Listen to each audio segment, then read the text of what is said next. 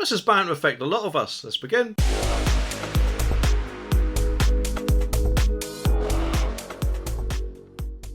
The article says that motorists trying to avoid charges for driving in an expanded ultra-low emission zone, the Ulez, face a shortage of cheap used exempt cars. Petrol and diesel vehicles that meet requirements cost between £15,000 and £19,991 on average in the capital, found Auto Trader. It said low earners will be hit hardest. There are, though, 5,155 suitable cars costing £5,000 or less, found the online marketplace. London Mayor Sadiq Khan is expanding the Ulez to cover the whole of the capital from August the 29th to boost air quality, with a £12.50 daily fee for vehicles not meeting minimum standards.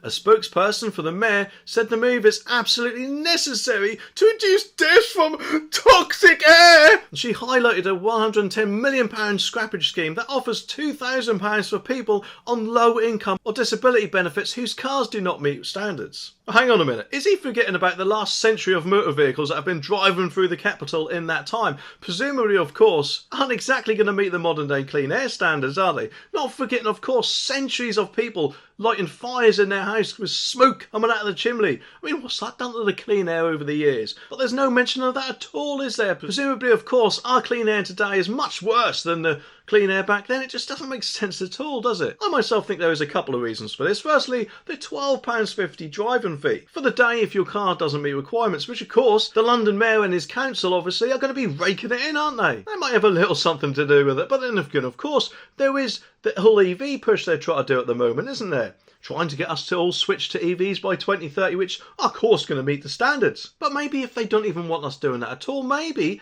they think, well, hang on a minute, people may think that's a bit too expensive for me, so I don't really want to buy another car now in case that car doesn't meet the standards in 2 or 3 years' time. So I know I'll just go get the bus or public transport and things like that, and therefore not have a car at all, and not forgetting paying Transport for London money to use their service, which I'm sure quite a lot of it goes to the council itself. So surely, if anything, this is nothing but attack on the poor motorist himself, because unless you're quite well off, you presumably can't afford to get a really up-to-date modern car, and therefore are stuck paying a £12.50 daily fee, which is going to hit you harder than what it would be someone who can afford an up-to-date modern decent car or an EV themselves. It just makes me wonder how long it'll actually be before it expands even further outside of London. Maybe it'll expand to countrysides because we can't have toxic air go out there now, can we? But Aaron Baker of Auto Trader said that when the average price of a used car is £18,000, a £2,000 scrappage scheme is a drop in the ocean.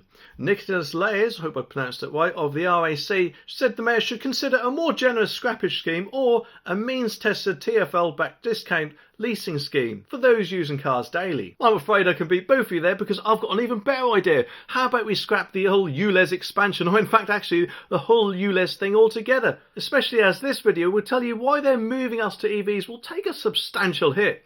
Anyway, subscribe for more and I'll see you in the next one.